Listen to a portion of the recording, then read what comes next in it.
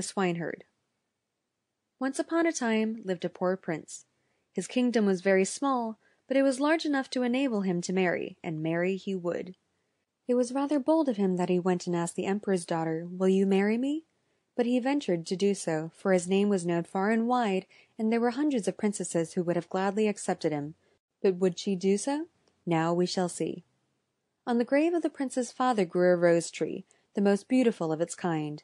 It bloomed only once in 5 years, and then it had only one single rose upon it, but what a rose!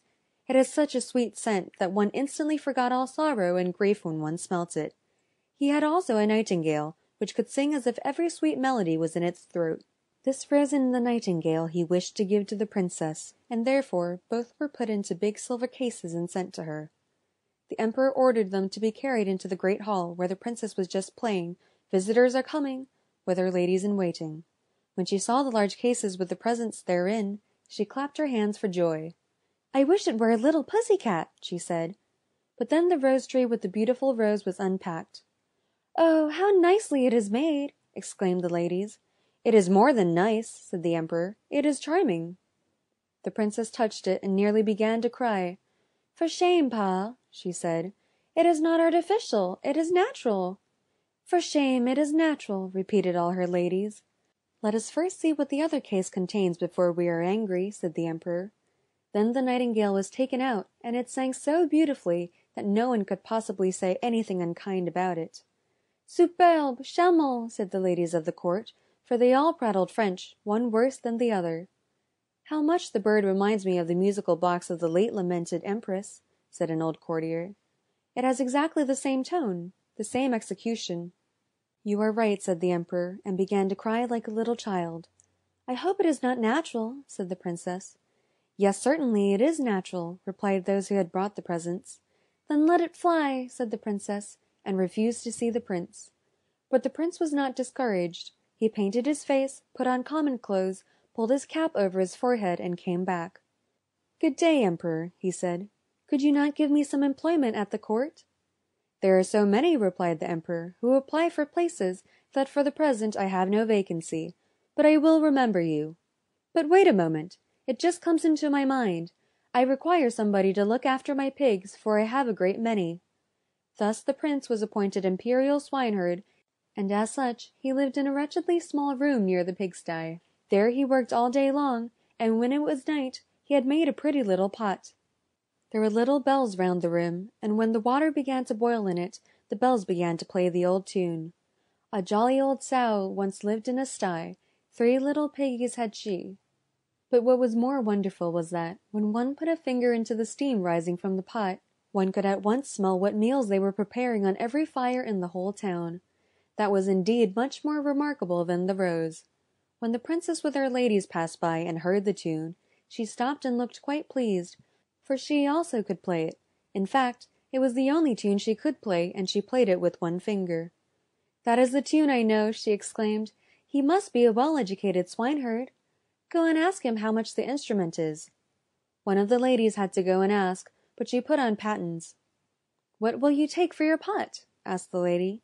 "I will have 10 kisses from the princess," said the swineherd. "God forbid!" said the lady. "Well, I cannot sell it for less," replied the swineherd. "What did he say?" said the princess. "I really cannot tell you," replied the lady. "You can whisper it into my ear." "It is very naughty," said the princess, and walked off. But when she had gone a little distance, the bells rang again so sweetly. "A jolly old sow once lived in a sty, 3 little piggies had she." "Ask him," said the princess, "if he will be satisfied with 10 kisses from one of my ladies." "No, thank you," said the swineherd. 10 kisses from the princess, or I keep my pot." "That is tiresome," said the princess, "but you must stand before me so that nobody can see it." The ladies placed themselves in front of her and spread out their dresses, and she gave the swineherd 10 kisses and received the pot. That was a pleasure. Day and night the water in the pot was boiling. There was not a single fire in the whole town of which they did not know what was preparing on it, the chamberlains as well as the shoemakers. The ladies danced and clapped their hands for joy. "We know who will eat soup and pancakes. We know who will eat porridge and cutlets. Oh, how interesting!" "Very interesting indeed," said the mistress of the household. But you must not betray me, for I am the Emperor's daughter." "Of course not," they all said. The swineherd, that is to say, the prince, but they did not know otherwise than that he was a real swineherd, did not waste a single day without doing something. He made a rattle, which when turned quickly round, played all the waltzes, galops, and polkas known since the creation of the world. "But that is superbe!" said the princess passing by. "I have never heard a more beautiful composition. Go down and ask him what the instrument costs, but I shall not kiss him again." "He will have 100 kisses from the princess," said the lady who had gone down to ask him. "I believe he is mad," said the princess, and walked off, but soon she stopped. "One must encourage art," she said. "I am the Emperor's daughter. Tell him I will give him 10 kisses, as I did the other day. The remainder one of my ladies can give him." "But we do not like to kiss him," said the ladies. "That is nonsense," said the princess. "If I can kiss him, you can also do it. Remember that I give you food and employment." And the lady had to go down once more. 100 kisses from the princess," said the swineherd, "or everybody keeps his own." "Place yourselves before me," said the princess then. They did as they were bidden, and the princess kissed him. "I wonder what the crowd near the pigsty means," said the emperor, who had just come out on his balcony. He rubbed his eyes and put his spectacles on. "The ladies of the court are up to some mischief, I think. I shall have to go down and see." He pulled up his shoes, for they were down at his heels, and he was very quick about it.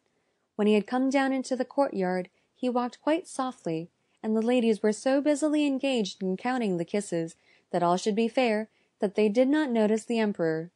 He raised himself on tiptoe.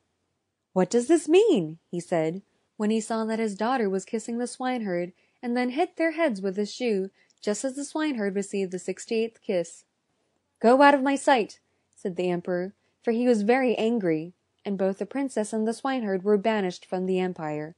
There she stood and cried, the swineherd scolded her, and the rain came down in torrents. "Alas, unfortunate creature I am," said the princess. "I wish I had accepted the prince. Oh, how wretched I am!" The swineherd went behind a tree, wiped his face, threw off his poor attire, and stepped forth in his princely garments. He looked so beautiful that the princess could not help bowing to him.